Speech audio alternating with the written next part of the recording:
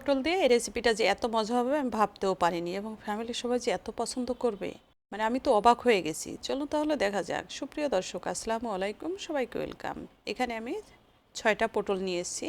আর এখন এই পটলগুলোকে এইভাবে করে উপর থেকে পাতলা যে চামড়াটা আছে না, এই আবরণের মতো, এইটা এইভাবে করে একটা ছুরি দিয়ে এইভাবে করে তুলে ফেলবো।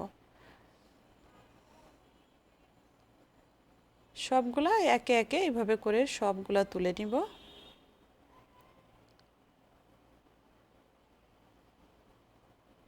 এখন পটলটাকে কেটে নিব এই সাইজ করে। পটল পেকে গেলে কিন্তু ওর বিচিটা মারাত্মক খারাপ লাগে, কিন্তু এই রেসিপিতে পাকা হোক কাঁচা হোক যেমনই হোক কোনো সমস্যা নাই, এটা নিয়ে নেবেন। হ্যাঁ, আমি কিন্তু এরকম যদি হয় না পাকা পটল, এটা কিন্তু ভিতর থেকে এটা ফেলে দেই, কিন্তু এই রেসিপিতে কোনোটা ফেলানোর দরকার নেই, সবগুলো নিয়ে নেবেন। এভাবে করে সবগুলো কেটে নিলাম। দ্বিতীয় স্টেপে চলে যাই। সামান্য একটু তেল দিয়েছি একটা কড়াইতে, দিয়ে দিলাম পটলগুলা। একটু নাড়াচাড়া দিয়ে তেলের সাথে মিশিয়ে সামান্য একটু লবণ অ্যাড করে দিব। লবণটা দেওয়াতে কি হবে, পটলের গা থেকে সামান্য একটু মানে রস রস ছাড়বে পানির মতো, ওইটাই তাড়াতাড়ি করে সিদ্ধ হয়ে যাবে। এই পর্যায়ে আসার পরে 2 কোয়া রসুন একটু মোটা মোটা করে কুচি করে দিয়ে দিলাম। বারবার করে একটু নাড়তে হবে, এপিট ওপিট সব জায়গায় যেন পুড়ে না যায়, খেয়াল রাখতে হবে পুড়ে না যায় এবং সুন্দরভাবে ভাজা ভাজা হয়ে যায়। যখন এরকম নরম হয়ে আসবে ভাজা ভাজা, দিয়ে দিলাম 1 চা চামচ কালো জিরা।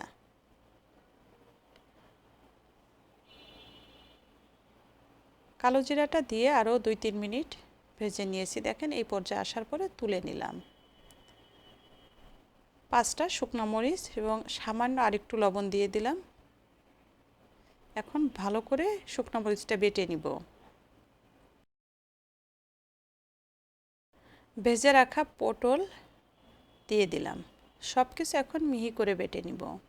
আরেকটু ইনগ্রেডিয়েন্টস এখানে অ্যাড করব, সাথে থেকে দেখবেন। যখন কোনো কিছু খেতে ভালো লাগবে না, অনেক মেহমান অতিথি আসলে অনেক ধরনের আমাদের বাঙালি যে খাবার, বিভিন্ন রকমের ভর্তা ভাজি, অনেক ধরনের মাছ মাংসের সাথে আমরা এরকম কিন্তু বিভিন্ন রকমের ভর্তা রাখতে পারি, একদমই আনকমন এবং খেতে কিন্তু অসম্ভব মজা হয়, অসম্ভব। আমি আজকে 3 প্রকার ভর্তা করেছি, সামনে আরও 2টা ভর্তা রেসিপি আপনাদের দিব। 1 নম্বরে ছিল পটলের এই ভর্তাটা, আর বাকি যে ভর্তাগুলো করেছি কোনোটার চেয়ে কোনোটা কম না।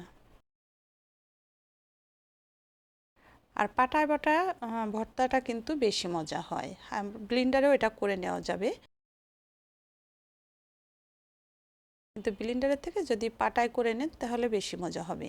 আমি একটা পেঁয়াজ একটু থেতলে কাঁচা পেঁয়াজ ভর্তাটার সাথে মিশিয়ে নিলাম এবং সামান্য আরেকটু সরিষার তেল দিয়ে ভর্তাটাকে মাখিয়ে নিলাম।